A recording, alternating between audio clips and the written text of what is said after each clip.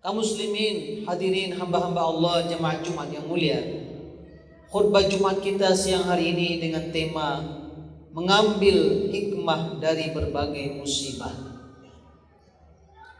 Allah Subhanahu wa taala sudah bersumpah di dalam surah Al-Baqarah 155 yang kita awali khutbah kita dengan ayat tersebut, bahwa Dia benar-benar akan menguji kita semuanya dengan sedikit rasa takut dan sedikit rasa lapar dan kekurangan harta, kekurangan jiwa atau kematian, dan kekurangan buah-buahan atau musim paceklik, kemarau dan sejenisnya. Tapi Allah Subhanahu wa taala kemudian mengatakan wabasyiris sabirin, beri kabar gembiralah orang-orang yang bersabar. Suatu ketika seorang sahabat Nabi SAW, sebagaimana diriwayatkan oleh seorang tabi'in, Mus'ab bin Sa'id, dia berkata bahwa ayahnya telah bertanya kepada Rasulullah. Pertanyaannya, ya Rasulullah, ayyun nasi asyaddu bala'an? Wahai Rasulullah, siapakah manusia yang paling berat ujiannya? Rasulullah menjawab, al-anbiya summal amsal fal amsal. Para nabi, kata Rasulullah, lalu orang-orang yang di bawah itu levelnya. Yubtala ar-rajulu ala hasabi dinihi. Seseorang akan diuji sesuai dengan kadar agamanya. Fa in kana dinuhu sulban ishtadda bala'u. Kalau agamanya bagus, kualitas beragamanya baik, maka semakin berat ujiannya. Wa in kana fi dinihi riqatun ubtuliya ala hasabi dinihi. Kalau agamanya agak tipis, kualitas beragamanya agak rendah, maka diuji sekedar tingkat beragamanya. Fala yabrahul bala'u ala rajulin hatta yamshi fil ard ma alaihi khati'ah. Dan ujian itu akan selalu mengikuti seorang hamba, seorang lelaki, seorang anak manusia, sampai dia berjalan di muka bumi ini, kemudian tak ada lagi dosa yang tersisa. Para ulama tafsir menjelaskan dan ulama hadis menerangkan bahwa ujian akan selalu Allah timpakan kepada manusia, karena bumi dan dunia ini adalah darul libtila, negeri ujian, dan di akhirat kelak baru menjadi darul jaza, negeri pembalasan. Maka orang yang paling berat ujian, orang yang paling berat bencana dan musibah yang menempanya adalah orang-orang beriman, dari level Nabi dan Rasul, lalu para ulama dan orang-orang yang soleh di bawah itu kualitasnya.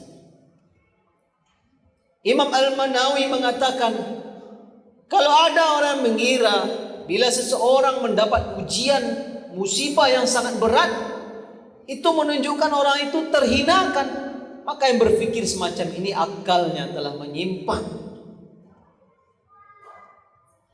Tidak benar. Apalagi kalau ada sebagian kaum muslimin kerjanya menilai, memvonis orang-orang yang sedang diuji. Biarkan saja masing-masing manusia diuji oleh Allah Subhanahu wa taala ala hasabi dinih, sesuai dengan tingkat agamanya masing-masing. Para nabi dan rasul diuji oleh Allah. Nabi Zakaria disembelih, Nabi Musa mau disalib, Nabi Ayub luar biasa mengalami penyakit yang membuat satu persatu keluarganya menjauh darinya. Orang-orang mulia semuanya. Khulafaur Rasyidin yang 4, 3 orang tewas dibunuh. Begitu juga sahabat-sahabat Nabi yang mulia, Ibnu Jabir, Zubair bin Awwam, Imam Abu Hanifah dipenjara karena iman yang dipertahankannya. Imam Malik diseret dengan kuda dengan tali sampai lepas tangan dan bahunya. Imam Ahmad juga mengalami hal yang sama. Ibnu Taimiyah masuk keluar masuk penjara. Dan begitulah hamba-hamba Allah yang saleh. Maka ujian yang menimpa manusia baik berupa rasa takut, kekurangan harta, lapar, kematian, paceklik dan sebagainya, bencana alam, bagi orang yang beriman dipandang sebagai ujian dari Allah Subhanahu wa taala. Dalam firman-Nya Allah Subhanahu wa taala mengatakan, "Wa nabluukum bisyarri wal khairi fitnah wa ilaina turja'un."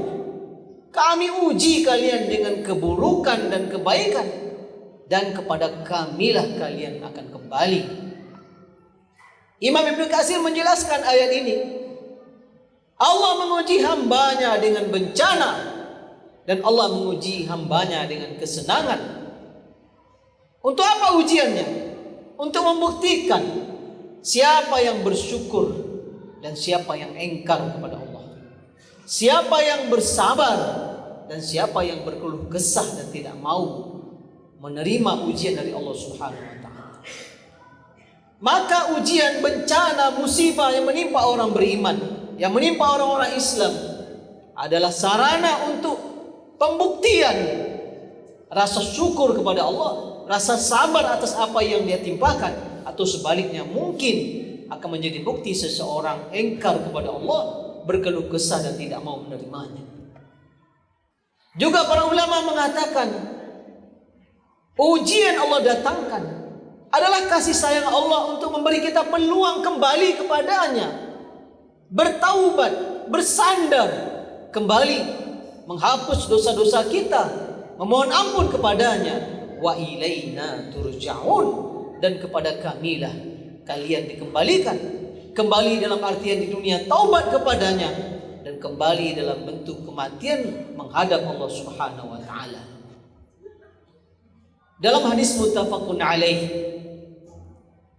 Rasulullah sallallahu alaihi wasallam bersabda, "Ma yusibul mu'min min wasabin wala nasabin wala hammin wala hazanin wala ghammin wala adza hatta syauka yushakuha illa kafarallahu biha min khataya." Atau kama qala Rasulullah sallallahu alaihi wasallam, tidak ada yang menimpa seorang mukmin baik rasa sakit, rasa lelah letih, rasa sedih, rasa duka, kecemasan, kegalauan, dan rasa sakit, bahkan duri yang menusuknya sekalipun satu duri saja, melainkan itu semua, kata Allah, menggugurkan dosa-dosanya. Maka orang beriman mengambil pelajaran, mengambil hikmah di balik setiap ujian atau musibah yang menimpanya, dan melalui itu dia mengambil peluang yang sebesar-besarnya untuk menggugurkan dosa-dosanya, dan mengambil peluang sebesar-besarnya untuk kemudian naik derajatnya, menambah iman dengan bertaubat kepada Allah Subhanahu wa taala. Dalam hadis yang diriwayatkan oleh Imam Tirmizi, Rasulullah sallallahu alaihi wasallam bersabda, "Idza ahabballahu qauman ibtalahum faman radiya falahu ridha wa man sakhita falahu sukhtu." Atau kama qala Rasulullah sallallahu alaihi wasallam. Apabila Allah mencintai satu kaum, Allah uji kaum itu. Maka siapa di antara mereka yang redha dengan ujian itu, maka baginya ridha Allah. Dan barang siapa yang marah, kesal dengan ujian tersebut, maka baginya kemarahan dari Allah Subhanahu wa taala. Aqulu qouli hadza astaghfirullah li wa lakum wa li sairil muslimin wal muslimat wal mu'minin wal mu'minat fastaghfiruhu innahu huwal ghafurur rahim. Alhamdulillahi rabbil alamin. وبه نستعين على أمور الدنيا والدين والصلاة والسلام على أشرف الأنبياء والمرسلين نبينا محمد وعلى آله وصحبه أجمعين. أشهد أن لا إله إلا الله ولي الصالحين وأشهد أن محمدا عبده ورسوله أرسله الله رحمة للعالمين. Ma'asyiral muslimin rahimakumullah, usikum wa nafsi bitaqwallah faqad fazal muttaqun. Ya ayyuhalladzina amanu taqullaha haqqa tuqatih wa la tamutunna illa wa antum muslimun. Dalam hadis yang diriwayatkan oleh Ummu Salamah, dia berkata, aku mendengar Rasulullah SAW bersabda, tidak ada seseorang ditimpakan oleh Allah Subhanahu wa taala sebuah musibah, sebuah bencana, sebuah ujian, lalu kemudian dia berdoa, Allahumma jurni fi musibati wa akhlif li khairan minha. Ya Allah, beri aku pahala di balik musibahku ini dan beri aku ganti yang lebih baik dari itu. Melainkan kata Rasulullah, maka akan Allah beri pahala dia di balik musibah itu, dan akan Allah ganti dia dengan ganti yang lebih baik dari apa yang hilang gara-gara musibah yang menimpanya.